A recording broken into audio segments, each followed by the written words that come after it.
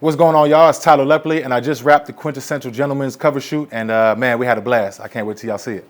Man, navigating Hollywood. Wish I had a compass. I would say the hardest part about navigating Hollywood is staying true to myself. You know, I went out there to chase something. You know, I left everything that I ever knew to chase something that I never saw before. You know, so in order to navigate those waters where you kind of feel aimless, you kind of got to stay like boots on the ground and with my foundation. So I think the most important thing was just staying true to what it is that I was chasing and to myself. I got mixed feelings about it. You know, accolades do mean something to me in one sense. Like on one side of it, you know, you had talked about Oscars and stuff like that. A lot of these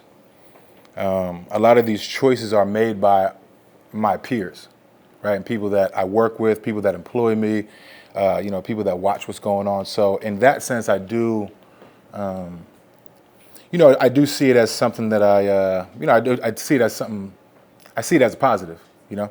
On the flip side of it, you know, working backwards, hustling backwards, they never made no sense to me. You know, I don't get into this to chase something that's rewarded at the end. I think on the flip side of it, you know, trophies and things like that mean nothing to me because that's not what it is that makes for a truthful performance. You know what I'm saying? I'm here to show the truth of what humanity is and what it looks like. You know, we really are the dark and the light. And sometimes when we play that, we judge it. You know what I mean? And if you do it without judgment, and you actually just play the truth of it. This is what we are. Well, this is what I'm chasing, at least. So on that side of the fence, I would say that you know, awards mean nothing to me. No. You know, the way that I prepare for a role is the same no matter what the medium is. I'm always chasing what the juxtaposition is, or the contrast, if you will. We had mentioned earlier that I really believe that as humans, we are the light and the dark. So for me, even if we just look at it as Tyler, you know, who I am is like I have a sense of vulnerability to go along with virility, you know, the manliness or the strength. And it's like together, that's what makes a real man for me. So the same way that I know myself, I try to know my character. So I always start there. It's like, what is their yin yang? You know, Ian was, you know, a deeply feeling man that, you know, that wanted to leave all that to chase something that he never saw. You know, it's almost like, I don't want to say opposites, but they are different sides of the spectrum. So to wrap it up, that's what I would say that you know, I chase first and what my experience has been like when I tackle these roles. You know, when we bring someone like Tyler Perry into it, you know, he's been nothing but a you know, an OG to me, someone who put me under his wing and really showed me the game and, you know, everything that comes with it. And even if we just look at in terms of how I break characters down, how I'm breaking the script down, you know, they're like different playing fields. Over at TPS, you know, we'll do 100 pages, 120 pages in a day, in comparison to maybe 5 or 6 pages on Harlem. You know, so it's like it's such a contrast that you know, you kind of got to stay with whatever the foundation is when things are swirling, you know, like 100 pages a day above you. What I share with Ian, you know, between Ian and myself is, you know, there's lots of differences. First of all, he can really throw down in the kitchen. Me, not much, you know, not so much. But I will say what we share is the fact that, you know, we both chase a life that we see for ourselves as opposed to the life that others see for us. You know, I left Philly, which is where I grew up. I left everything I ever knew to chase something I never saw. You know, I wanted to be an artist out in LA. So, you know, I left that to go over there. Ian was similar because he left the love of his life to go chase his passion as a chef over in Paris, you know? So in that sense, we are similar. What I've learned about working around women for the majority of the time is really outside of acting. You know, they all go toe to toe with me. I would say what I learned from them is that, and again, this is just me forming my opinion based upon my experience. I feel like, you know, as strong as I am and as much as I provide and take care of my family, you know, as a black man, I really do feel like after watching them that it's the black woman that really is the spine of the family. You know what I'm saying? Even if we just look at like in this room right now, you know, in terms of me and my experience, it's been the women in this room that kind of helped me from when I first walked in to when I'm about to leave. You know, someone was holding my, you know, someone was holding my hairpiece that I can't shoot without, and Another one was giving me my chapstick because I always got dry lips. You know what I mean? And that's just in my experience right now in the last couple hours. But over the last 10 years, I would say for sure, without a doubt, that what I've learned is that a black woman really is the backbone of my experience in our family. Filming the bake session scene was fun. I do remember this. I remember normally I always go into a scene and pretty much 80% have it down in terms of what I'm doing. That was one that was so foreign to me just in terms of what I was doing. It was like, on paper it's a daunting task because it's supposed to be really funny, and it's a trap for an actor to play the drunk as if the drunk is what we're chasing in the scene. So I remember going in there and not really knowing, we went through the rehearsal, we went through the blocking, and I still didn't really know the choices I was going to make. So it was like, it was very daunting, and it was a little bit nerve-wracking because, again, I'm always like a control freak. I'm always in control. I know what choices I'm about to make before we call action, and I wasn't there.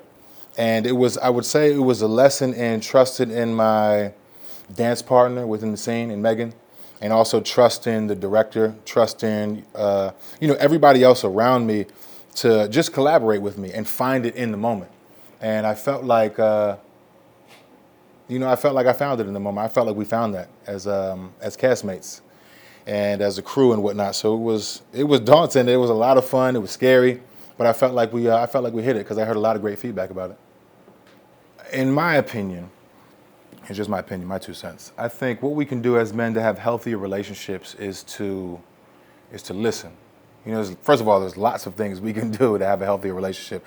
But I think in my experience, what I've learned is that we really need to listen, especially when you think about us as providers. You got to be headstrong to protect your family. You got to be really strong to provide for your family. And sometimes within that strength, we can get lost. You know what I'm saying? We can get, not lost, but we can get like tunnel vision. And I'm only listening to what I think and what I feel because I'm the one that's getting it done. But, on the inside or underneath that, what I've learned is, again, going back to earlier, having the black women be like our foundation, it's your partner that's going to let you know what it is, what needs to be given. We have our own opinion of what we need to give and how we need to provide, but there's really another layer of what's going on. You should listen to your wife or your husband. You should listen to your kids. You should listen to really anybody that you care for that's not you.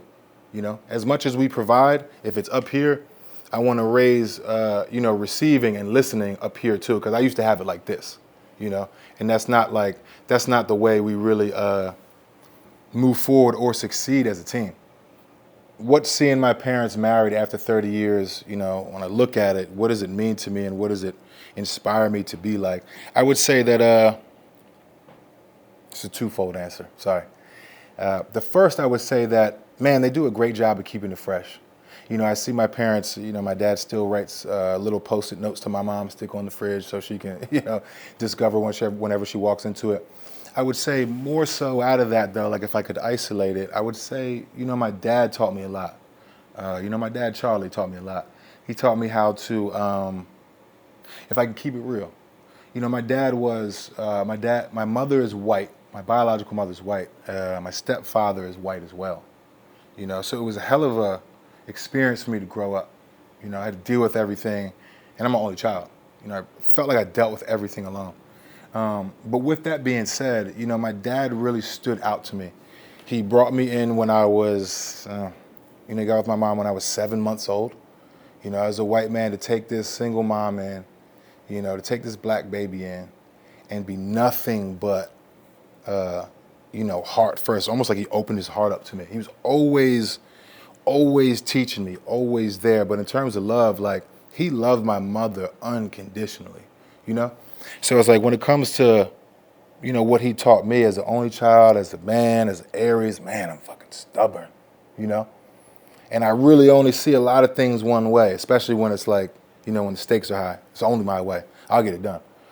But I think what I learned from him is to be open enough to receive. It kind of goes back to our first question, I watched him love my mom unconditionally to the point where, You know, I would never say I grew up without a father.